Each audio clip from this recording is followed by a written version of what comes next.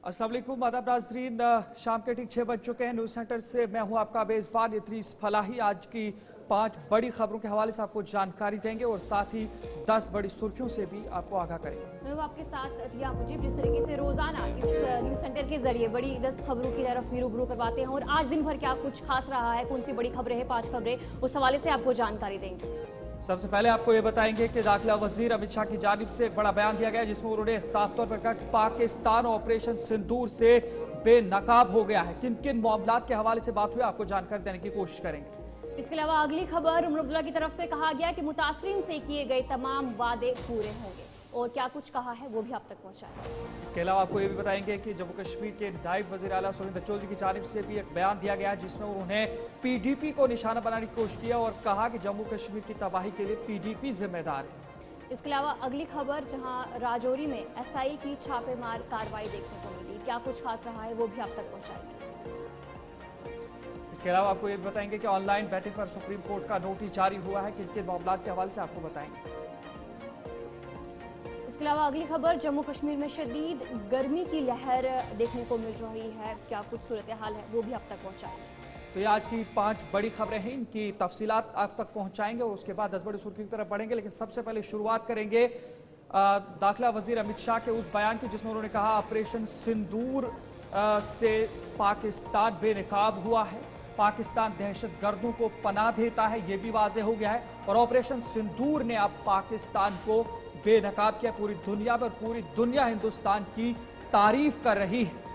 जी बिल्कुल, वजीर दाखिला अमित शाह ने बयान दिया दिल्ली में। उन्होंने ऑपरेशन सिंदूर के हवाले से कहा कि आज पाकिस्तान पूरी दुनिया के सामने बेनकाब हो चुका है। उन्होंने कहा कि पाकिस्तान दहशतगर्दी को पनाह दे रहा है। उन्होंने कहा कि जब भारत ने पाकिस्तान में मौजूदा दहशतगर्द ठिकानों पर हमला किया तो पाकिस्तान की फौज की तरफ से जो जवाब की कार्रवाई देखने को मिली और इस बात से ये वाजिया होता है कि दहशतगर्दों को पाकिस्तान की सरकार भी हिमायत कर रही है। अमित शाह ने मजीद कहा कि पाकिस्तानी फौज के अफसरान भी जो है दहशतगर्दों के जनाजे में शरीक हुए। क्या कुछ कहा है दाखिला वजीर अमित शाह ने, आपको सुनाते हैं। के बाद की घटनाओं के कारण आज पाकिस्तान पूर्णतः एक्सपोज हो चुका है कि भारत में जो टेररिज्म है वो पाक स्पॉन्सर है। पाकिस्तान के द्वारा स्पॉन्सर टेररिज्म भारत के अंदर हो रहा है, क्योंकि जब पाकिस्तान के टेरर के अड्डों पर हमला किया, जवाब पाकिस्तान की सेना ने दिया। जो उनके आतंकवादी आका मारे गए, उनका जब नमाजे जनाजा जब हो रहा था, पूरी दुनिया ने देखा पाक सेना के आला अफसर इनके कॉफिन को कंधा भी दे रहे थे और वहां नमाज पढ़ने के लिए उपस्थित भी थे। एक प्रकार से अब तक पाकिस्तान जो डिनाई कर रहा था वो आज दुनिया के सामने ऑपरेशन सिंदूर के बाद पूर्णतया एक्सपोज हो चुका है कि भारत में टेररिज्म पाक स्पॉन्सर टेररिज्म है। इसमें अब दुनिया में किसी को शंका नहीं रही। ऑपरेशन सिंदूर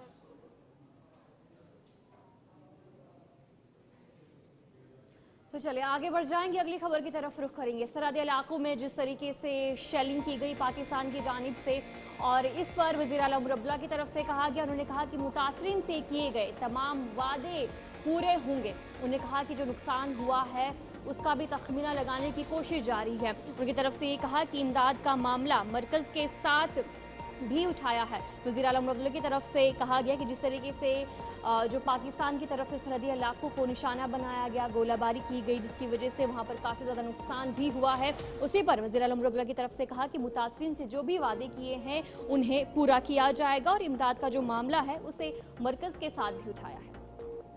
बिल्कुल, वज़ीर आला उमर अब्दुल्ला ने आज श्रीनगर में मीडिया किए गए हर वादे को वक्त पर पूरा करने के लिए पुरअज़्म है। उन्होंने मजीद कहा कि सरहदी इलाकों में हालिया नुकसानात का तखमीना लगाने के लिए कोशिशें जारी हैं और इस सिलसिले में मरकजी हुकूमत के साथ मामलात उठाए जा रहे हैं। उमर अब्दुल्ला ने यह भी कहा कि राहुल गांधी यानी हिज़्ब इख्तिलाफ लीडर राहुल गांधी के पुंछ दौरे का खैर मकदम उन्होंने किया और कहा कि वो तृणमूल कांग्रेस के शुक्रगुजार हैं जिन्होंने अपना वफद जम्मू कश्मीर के सरहदी इलाकों में भेजा है और उन्होंने ये भी कहा कि वो मरकज के साथ मुतासरीन के तखमीने की रिपोर्ट पेश करेंगे, जिसके बाद एक पैकेज जम्मू कश्मीर हुकूमत और मरकजी हुकूमत मिलकर के बनाएगी ताकि उन सभी लोगों को इमदाद दी जा सके जो भी शेलिंग की वजह से, खास करके पाक शेलिंग की वजह से मुतासिर हुए। वज़ीर आला ने क्या कुछ कहा, आपको सुनाते हैं। हुकूमत या लोगों के चुने हुए नुमाइंदों का फ़र्ज़ है कि वो जहाँ तक पहुँचे, लोगों के मुश्किलात मुतालबे जो हैं उनके बारे में सुने और उनको हल करने की कोशिश करें। हमने कभी ये नहीं कहा कि सारे मसले अचानक हल होंगे, लेकिन हमने ये ज़रूर कहा है कि जहाँ तक हो सकेगा हम सबकी बात करेंगे। मैं वही कर रहा हूँ। असेसमेंट लगभग हो गया है, 2-4 ज़िलों से अभी, शायद 2 ज़िलों से अभी आना बाकी है। उसके बाद मरकज़ की हुकूमत के साथ टेकअप करके एक पैकेज हम तैयार करने की कोशिश करेंगे। उनका पुंछ का दौरा है, अच्छी बात है, आ रहे हैं, वहाँ लोगों से मिलेंगे, हमदर्दी थोड़ा सा इजहार करेंगे। मैं बिलखसूस तृणमूल कांग्रेस का शुक्रगुजार हूँ कि सबसे पहले शुरुआत उन्होंने की। उनके 5 मेंबर आए, बाई रोड गए, पुंछ भी गए, अब रजौरी में हैं, रजौरी से वापस जम्मू जाएंगे। उनका आना और लोगों की बात सुनना ये बड़ी अच्छी बात है और हमें लगता है कि इस मुश्किल दौर में हमारे साथ कुछ लोग खड़े हैं। चुनी हुई हुकूमत जाएंगे और इसी बात करेंगे कि जहां पर वज़ीर आला उमर अब्दुल्ला की तरफ से बयान दिया गया, वहीं पर नायब वज़ीर आला सुरेंद्र चौधरी की जानिब से भी एक बड़ा बयान दिया गया है। उन्होंने कहा जंग किसी मसले का हल नहीं है, बातचीत से ही मसाइल हल होंगे, ये इस जंग ने सिखा दिया। जम्मू कश्मीर की तबाही के लिए पीडीपी जिम्मेदार है, ये एक बड़ा बयान उनकी तरफ से आया है। पीडीपी को निशाना साधने की कोशिश की गई है और हुकूमत लोगों को राहत पहुंचाने के लिए संजीदा है। तो आज नायब वज़ीर आला सुरेंद्र चौधरी की जानिब से 3 तरह के बयान दिए गए, जहां पर उन्होंने कहा कि जंग किसी का मसला नहीं है, ये जो हालात बने थे उन्होंने लोगों को सिखा दिया और मुज़ाकरात से ही हर चीज़ हल हो सकती है। साथ ही जम्मू कश्मीर के हर हालात की जिम्मेदार पीडीपी है और साथ ही अपने हुकूमत के हवाले से भी कहा कि मसाइल लोगों के जितने भी उन्हें हल करने के लिए सरकार संजीदा है। सुरेंद्र चौधरी की तरफ से इन बातों का इजहार किया गया। साफ तौर पर उन्होंने कहा कि जंग जो किसी मसले का हल नहीं है और साथ ही साथ पीडीपी के हवाले से भी उन्होंने कहा, क्या कुछ कहा है वो आपको सुनाएंगे। पहलगाम हुआ था, उसके बाद भी हिंदुस्तान का जो टूरिस्ट है, वहाँ की जो टूरिस्ट इंडस्ट्री है, वो यहाँ पे आना उन्होंने शुरू किया था। लेकिन उसके बाद जंग है, जंग के ऊपर वो ये बात चले गए, दोनों मुल्क चले गए, जबकि जंग किसी भी चीज़ का हल नहीं है और जंग नहीं होनी चाहिए। ये हम नहीं कहते, ये दुनिया में हर आदमी जो सोच रखता है कि अगर हमने तामीर और तरक्की करनी है और अगर हमने अपना फ्यूचर ब्राइट करना है तो जंग किसी को सोल्यूशन नहीं है। भाई अब जंग गए हैं, अब जंग हुई है, उसमें नुकसान हुआ है, लेकिन हिंदुस्तान के लोग जम्मू कश्मीर से प्यार करते हैं और ख़ासकर कश्मीर से बहुत ज़्यादा प्यार है। वो आएंगे, लेकिन थोड़ा सा, क्योंकि आपके सामने ये जो गोले चले ऊपर आपके आसमान पे, जो आपके ये वो क्या कहते हैं उनको, जो ड्रोन चले हैं, और ठीक है हिंदुस्तान की फौजें बड़ी वो थी, अलर्ट थी और एयर डिफेंस सिस्टम हमारा अलर्ट था, वो चीज़ें रोकी गई।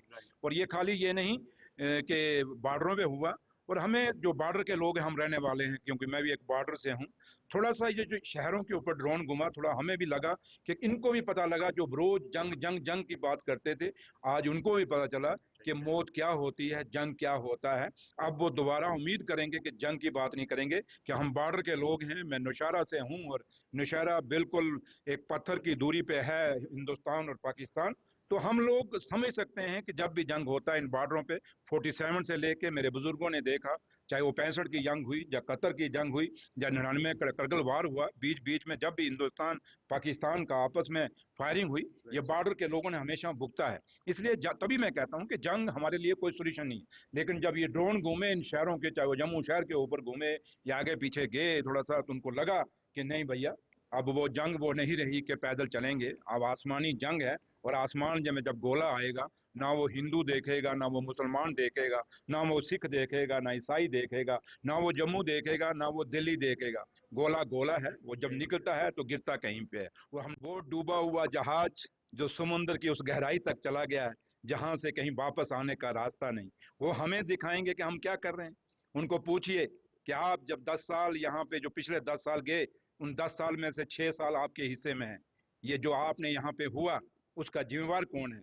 और जिनका नाम आप ले रहे हो, मैं उनको पूछना चाहता हूँ कि इसके जिम्मेवार आज जम्मू कश्मीर का जो कुछ हुआ, 370 टूटा, 35A टूटा, स्टेट टूट के यूटी बनी, इसकी इनके उनके पास क्या जवाब है? क्यों उन्होंने उस समय अलायंस किया था भारतीय जनता पार्टी के साथ, अगर पीडीपी बोलती है? और आज भी अगर आप देखें, अंदर अंदर से उनका अलायंस है, लेकिन नेशनल कॉन्फ्रेंस, मेरी लीडर, मेरा कायद डॉक्टर फारूक अब्दुल्ला साहब और जम्मू कश्मीर के मुख्यमंत्री उमर अब्दुल्ला साहब, हम आज भी एक जंग लड़ रहे हैं जम्मू कश्मीर को वापस यूटी से स्टेट बनाने के लिए। आज भी हम जंग लड़ रहे हैं जम्मू कश्मीर के स्पेशल स्टेटस को बहाल करने के लिए। हम आज भी जंग लड़ रहे हैं कि जम्मू कश्मीर के लोगों का जो इज्जत मान सम्मान था उसको कैसे वापस लिया जाए, उसके लिए हम जंग लड़ रहे हैं। ये सरकार आज वो सरकार नहीं जो पीडीपी और बीजेपी की सरकार थी। आज जम्मू कश्मीर में जो उमर अब्दुल्ला सरकार है, नज़र इस तरीके से आगे बढ़ेंगे। वज़ीर तालीम सकीना यत्तू की जानिब से काबीना वज़ीर सकीना यत्तू ने आज कोकरनाग का अनंतनाग का दौरा किया है। इस मौका पर उनके हमरा member assembly Kokernag, director school education Kashmir, director health services Kashmir के अलावा मुख्तलिफ महकमों के आला अफसरान भी मौजूद थे।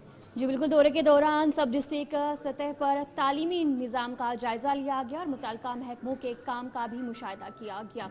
वज़ीर ने कहा हुकूमत सेहत और तालीम की बुनियादी ढांचे को मजबूत बनाने के लिए संजीदा इक़दाम कर रही है ताकि आवाम को सहूलियत मैसर आए और तुलबा को मियारी तालीम फराहम की जा सके।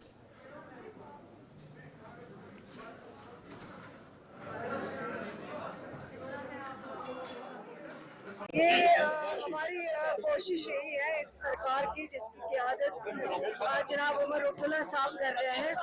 जब से सरकार बनी है हम कोशिश कर रहे हैं कि लोगों तक पहुंचे और लोगों के पास जाके उनकी मुश्किलें सुने, चाहे वो हॉस्पिटल्स की बात हो, चाहे वो एजुकेशन सेक्टर की बात हो, चाहे वो बाकी डिपार्टमेंट्स की बात हो।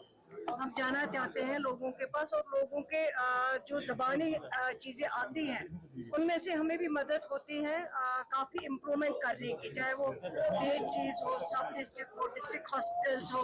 क्योंकि लोग जब हमें कहते हैं ऑनरेबल MLA साहब जो यहाँ पे हैं ज़फ़र अली साहब, तो इन की कंस्टिट्यूंसी में इन्होंने कई बार डिमांडें की हैं कि इस चीज़ की ज़रूरत है, हॉस्पिटल में डॉक्टर की अवेलेबिलिटी। हमने कोशिश की कि इस दूर दराज इलाके में सबसे पहले अवेलेबिलिटी ऑफ डॉक्टर्स जो है वो जरूर हो और उसके बाद जहाँ इस्तकबाल है। आगे बढ़ जाएंगे जहां पर बात करेंगे SIA की, यानी स्टेट इन्वेस्टिगेटिंग एजेंसी ने जम्मू के मुख्तलिफ इलाकों में आज छापेमारी की। मुश्तबे अफराद के अहल खाना के साथ की गई पूछताछ। सरहद पार मुश्तबे अफराद डिजिटल राब्ते में थे, इस तरीके से ज़राए की जानिब से इतलात मौसूल हुए हैं और इसमें पुंछ के इलाके में, इसके अलावा राजौरी और सांबा और दीगर कई इलाकों के अंदर छापेमारी की गई है SIA की जानिब से और पूछताछ कई लोगों से की जा रही है। इसमें कई ख्वातीन से भी पूछताछ की गई है। कुछ तस्वीरें जहां पर साफ तौर पर आप देख रहे होंगे कि SIA की टीम लगातार कई इलाकों में पहुंची है, पूछताछ कर रही है और ख़ास करके सरहद पार मुश्तबे अफराद डिजिटल राब्ते में थे, इस तरीके से ज़राए की जानिब से इतलात भी मौसूल हो रही हैं और लगातार ये पूछताछ जारी है। जी बिल्कुल, जम्मू कश्मीर में स्टेट इन्वेस्टिगेशन एजेंसी SIA ने आज मुख्तलिफ इलाकों के साथ साथ राजौरी, पुंछ, सांबा अजला की बात करेंगे, वहाँ पर छापेमार कार्रवाई की है, जहाँ पर बताया जा रहा है कि कार्रवाई मुबैना तौर पर सरहद पार सरगर्म मुश्तबा अफराद के साथ मकामी सतह पर के तहकीकात के सिलसिले में जो है छापेमार कार्रवाई है SIA की तरफ से की गई, जहाँ पर बताया जा रहा है, ज़रा के मुताबिक भी बताया जा रहा है कि आने वाले दिनों में मज़ीद जो छापे हो सकते हैं क्योंकि जो तफ्तीश है उसका दायरा वसी किया गया है।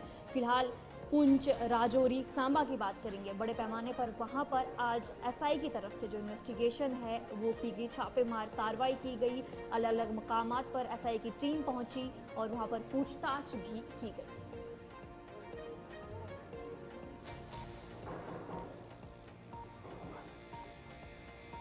तो चलिए अब आगे बढ़ जाएंगे, अगली खबर की तरफ रुख करेंगे जहां पर नेतन्याहू की तरफ से एक बड़ा बयान जो है वो दिया गया है। उनकी तरफ से कहा गया कि बरतानिया, फ्रांस और कनाडा पर हमास की जो तरफदारी का इल्ज़ाम नेतन्याहू की तरफ से जो कहा गया, उन्होंने कहा कि ये तीनों चाहते हैं कि हमास इक़्तिदार में रहे। नेतन्याहू की तरफ से कहा गया, उन्होंने कहा कि हमास इक़्तिदार के खात्मे तक जंग जारी रहेगा। रखेगा। नेतन्याहू की तरफ से जो ये बड़ा बयान है वो दिया गया। जी हाँ, बिल्कुल, ये बड़ी खबर इसराइल के हवाले से, खास करके इसराइली वज़ीर-ए-आज़म बेंयामिन नेतन्याहू की जानिब से ये बयान दिया गया है, जिसमें साफ तौर पर जहां पर इनके जो हरीफ हैं हमास, उसके सिलसिले में एक इल्ज़ाम इन्होंने आयद किया है कि बरतानिया, फ्रांस और कनाडा ऐसे लोग हैं या ऐसे ममालिक हैं जो ख़ास तौर पर वाज़े तौर पर हमास की हिमायत में हैं और वो चाहते हैं कि हमास इक़्तिदार में रहे। और इसी तरीके से अगर बात करेंगे तो ये साफ तौर पर उन्होंने कहा कि बरतानवी हम मनसब सर केयर स्टारमर और दीगर रहनुमाओं ने बाज़ाब्ता तौर पर कह दिया है कि वो चाहते हैं कि हमास इक़्तिदार में रहे। उन्होंने बरतानवी, फ्रांसीसी और कैनेडियन लीडर्स पर हमास की तरफदारी का इल्ज़ाम आयद किया है।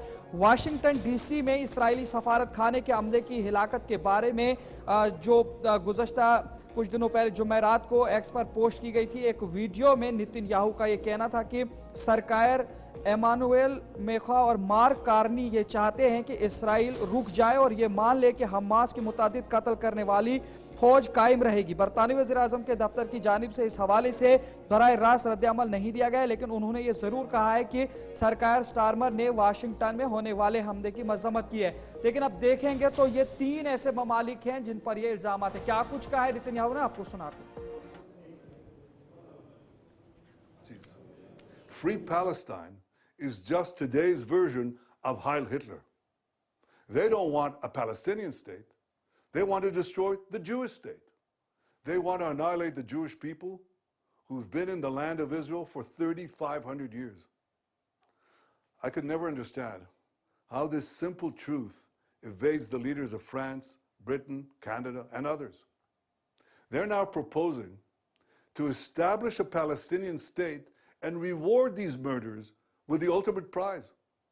Well, for 18 years, we had a de facto Palestinian state. It's called Gaza. And what did we get? Peace? No. We got the most savage slaughter of Jews since the Holocaust.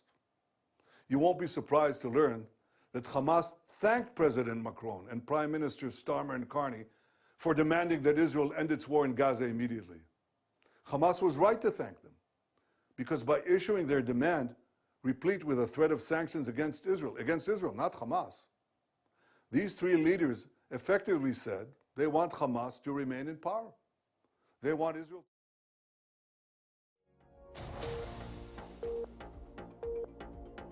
चले नजर एक बड़ी खबर देखने को मिल रही है, जहां पर पाकिस्तानी एयर अथॉरिटी की जानिब से एक बड़ा फैसला लिया गया है। भारत के लिए फजाई हुदूद मुसलसल बंद करने का फैसला लिया गया है। जून 23 तक फजाई हुदूद बंद रखने का यह फैसला, और साफ तौर पर यह पाकिस्तान की जानिब से, एयर अथॉरिटी की जानिब से एक बड़ा फैसला लिया गया है, जहां पर नोटम बरकरार रहेगा और भारत के लिए फजाई हुदूद को पाकिस्तान में मुसलसल बंद कर दिया गया। और 23 जून तक ये फजाई हुदूद बंद रखने का पाकिस्तान की जानिब से फैसला किया गया। भारत के किसी भी जहाज को वहां जाने की इजाजत नहीं दी जाएगी और यह फैसला 23 जून तक लगातार बरकरार रहेगा। एक बड़ी खबर देखने को मिल रही है, जहां पर भारत के लिए फजाई हुदूद पाकिस्तान की जानिब से 23 जून तक बंद कर दिए गए। जी बिल्कुल, पाकिस्तान की तरफ से ये फैसला लिया गया है, जहां पर भारत के किसी भी जहाज को जाने की इजाजत नहीं दी जाएगी। पाकिस्तानी एयर अथॉरिटी की बात करेंगे, उनकी तरफ से जो ये फैसला लिया गया है और जो भारत के फिजाई हदूद है उन्हें मुसलसल बंद रखने की जो ऐलान उनकी तरफ से किया गया है और 23 जून तक जो है बंद रहेगा।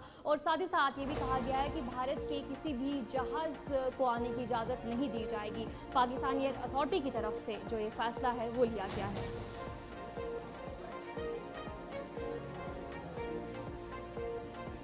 तो ये सीधी तौर पर आप देख रहे हैं कि भारत के किसी भी जहाज को पाकिस्तान जाने की इजाजत नहीं होगी। हुदूद में नोटम बरकरार रहेगा पाकिस्तान एयर अथॉरिटीज की जानिब से और 23 जून तक ये सिलसिला जारी रहेगा। ये पाकिस्तान की जानिब से वक्त एक बड़ी खबर देखने को मिल रही है, जहां पर भारतीय फजाया हुदूद, पाकिस्तान के हुदूद के अंदर भारतीय जहाज को जाने की इजाजत नहीं दी जाएगी, यानी ये नोटम बरकरार रहेगा। और इस सिलसिले में अभी ये बड़ी खबर देखने को मिल रही है। जी बिल्कुल, इसी पर हमारे साथ आसिफ रशीद ज्वाइन करेंगे, हम उनसे जानकारी। फोन लाइन पर हमारे साथ आसिफ रशीद हैं, गुलिस्तान न्यूज़ नुमाइंदा के जर्नलिस्ट हैं हमारे साथ, उनसे जानकारी लेंगे। आसिफ बताइएगा, जहां पर एक बड़ा फैसला देखने को मिल रहा है कि ये नोटम बरकरार रहेगा, फजाई हुदूद फिर से बंद रखे जाएंगे, जहां पर जंगबंदी की बात की जाती है, लेकिन वहीं पर पाकिस्तान दिन ब दिन कुछ ऐसे फैसले लेता है जिससे ये दुश्मनी मजीद बढ़ सकती है। क्या कुछ कहेंगे आप? देखिए इदरीस, ये फैसला पहले से ही पाकिस्तान अथॉरिटीज की तरफ से लिया गया था। नोटम के तहत तो पाकिस्तान की जो सिविल एविएशन मिनिस्ट्री है और एयर अथॉरिटी है, उन्होंने 24 जून 2025 को एक फैसला लिया था, जब भारत सरकार की तरफ से 23 तारीख को एक फैसला लिया गया कि तमाम पाकिस्तानी परवाजों के लिए या पाकिस्तान से आने वाली किसी भी किस्म की परवाज के लिए भारत के फिजाई हुदूद मुस्तकिल तौर पर बंद किए जाएंगे, अगले अहकाम तक बंद रखे जाएंगे।